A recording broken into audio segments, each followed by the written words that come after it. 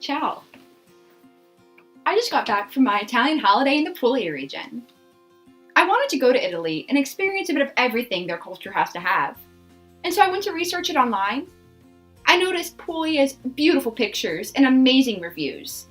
And I knew that was the region that I had to go see.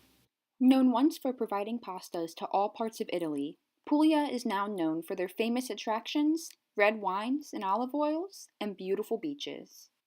Puglia is located in the southeastern part of Italy, often considered the spur of the boot. Its three biggest cities by population are Bari, Taranto, and Foggia. I landed at the Carovorcia airport in the capital of Bari, and from there I took a taxi to my hotel called the Tapico Resort in Alberobello, Bari. The first place I visited is Castellana Cave, located in Castellana Grotte, Bari. These caves were created by underground erosion and discovered by Franco Anelli in 1938. I walked the passages to look at the crystalline structures that are different shapes and beautifully colored. My favorite was the White Cave because of its winteresque features.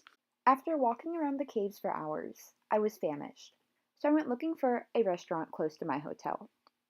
I came across L'Aratro, which had a cottage-like feel and was very pretty. For my course, I decided on the orecchiette pasta and ragu sauce because Puglia is known for these small ear-shaped pasta. With my meal, I also got a local wine called Nero di Troia. Man, my meal was so tasty. The next day, I got up bright and early to travel to Martina Franca Taranto to explore their market.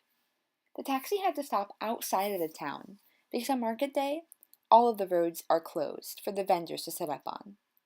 The heart of the market is Piazza d'Angelo, where all of the food is located, like fruit, vegetable, meat, and cheese.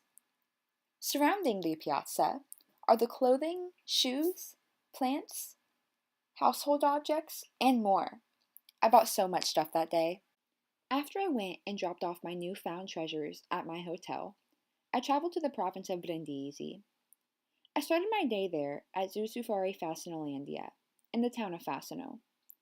There are 3 different parts to Zoosufari Fascinolandia. The Zoosufari is a drive-through where I saw many animals such as lions, gorillas, and zebras. The aquarium features sea lions that put on a fun show. Fascinolandia was my favorite though. It is an amusement park with carnival games, water rides, a Ferris wheel, and my favorite, roller coasters. Eurofighter was the best ride there. At 97 degrees, it is the steepest roller coaster in all of Italy. My last stop of the day was in the town of Carovigno to the National Reserve of Torre Guaceto. From a marine reserve to a marsh, these lands have a lot to offer. In the 1500s, the Kingdom of Aragon used this area for coastal towers. Today, the towers are still standing and they shield wind from visitors. In the reserve, there are 3 zones that offer varying protection. The coast varies, with the north being sandy and to the south having coves and a cliff. This is just what I needed after a busy day at the market, zoo safari, and an amusement park. My last day in Italy was to be spent in the province of Lecce. My first stop was in the heart of this province, named Museo Faggiano. The museum has an incredible history of how it came to be. It was found on accident when Mr. Faggiano broke the floor of his home to fix his sewage lines. What he didn't expect was to find 2,000 years of history with underground corridors and rooms. He dug more to uncover Messapi floors and walls, Roman cisterns, a chapel, and a convent for nuns. When the tour guides were telling me this, I couldn't believe it. This is definitely something I suggest seeing. My last stop was a festival in Carpignano, Salento, called Festa Tulle Miru. This festival used to be all about wine, but now they celebrate local food, dancing, and musical performances. It dates back to 1974 to have the community come together and drink Lecce's fine wines for free.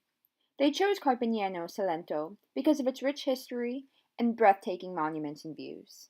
The following day, I said goodbye to the fascinating region of Puglia and flew home. I will never forget this trip. And if you have a chance to vacation in Italy, I highly suggest stopping by Puglia, or at least going for a day or 2. Arrivederci!